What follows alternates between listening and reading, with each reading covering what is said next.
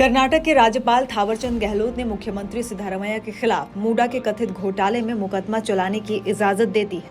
अब इसके बाद मुख्यमंत्री सिद्धारमैया के इस्तीफा देने को लेकर सवाल उठने लगे हैं।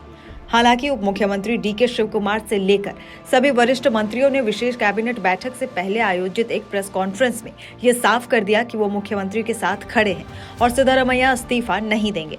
सिद्धारमैया ने भी इस्तीफा देने से इनकार कर दिया है। सिद्धारमैया ने बैठक के बाद साफ किया कि वो इस्तीफा नहीं देंगे। उन्होंने कहा कि मैं क्यों इस्तीफा दूं? मैंने क्या जुर्म किया है? इस्तीफा राज्यपाल को देना चाहिए, जो केंद्र सरकार के हाथों की कठपुतली है। मुख्यमंत्री सिद्धारमैया की तरफ से जारी एक बयान में ये भी कहा गया कि मैं देश का वरिष्ठ ओबीसी मुख्यमंत्री हूँ, इसलिए बीजेपी मुझे निशाना बना रही है। अब ऐसे में आपको बताते हैं कि आखिर ये पूरा मामला क्या है जिसके तहत सीएम सिद्धारमैया पर मुकदमा चलेगा। दरअसल ये मामला मैसूर शहरी विकास प्राधिकरण यानी मूडा की तरफ से सिद्धारमैया की पत्नी पार्वती को आवंटित की गई जमीन से जुड़ा है।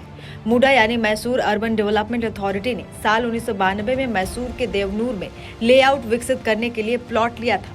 1998 में अधिग्रहित प्लॉट का एक हिस्सा डिनोटिफाई कर उनके मालिकों को मूडा ने वापस कर दिया। साथ ही कहा कि इस टुकड़े की उसे जरूरत नहीं है। इस टुकड़े को एक बार फिर डिनोटिफाई कर कृषि भूमि घोषित कर दिया गया। साल 2004 में इसी टुकड़े में से 3 एकड़ जमीन सिद्धारमैया की पत्नी के भाई ने खरीद ली। ये कृषि की भूमि थी। ऐसे में से फिर एक बार डिनोटिफाई कर कृषि भूमि की श्रेणी से अलग किया गया।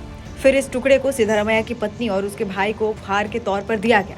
जब कब्जा लेने का वक्त आया तो पता चला कि वहां पर मूडा ने लेआउट बना दिया है। ऐसे में मूडा के खिलाफ कागजी कार्रवाई शुरू हुई। इसी बीच 2010 में मूडा ने 50-50 स्कीम की शुरुआत की, यानी मूडा जिन जमीनों का अधिग्रहण करेगा उसके बदले मालिकों को आधी जमीन के बराबर विकसित प्लॉट देगा। साल 2020 में स्कीम पर येदियुरप्पा सरकार ने रोक लगा दी थी, लेकिन इसके बावजूद बीजेपी की बसवराज बोम्मई सरकार ने 2022-23 में सिद्धारमैया की पत्नी को 14 प्लॉट जारी कर दिए, और वो भी विजयनगर जैसे महंगे इलाके में। अब बीजेपी का आरोप है कि ये करीब 4,000 करोड़ रुपए का घोटाला है। बीजेपी का आरोप है कि साल 1998 से लेकर 2023 तक सिद्धारमैया लगातार उप मुख्यमंत्री से लेकर विपक्ष के नेता और फिर मुख्यमंत्री के पद पर रहे। भले उन्होंने किसी दस्तावेज पर हस्ताक्षर नहीं किए, लेकिन अपने प्रभाव का इस्तेमाल किया। वहीं सिद्धारमैया का कहना है कि मुख्यमंत्री के तौर पर फाइल उनके पास भी आई थी, लेकिन उन्होंने इस पर कार्रवाई नहीं की थी।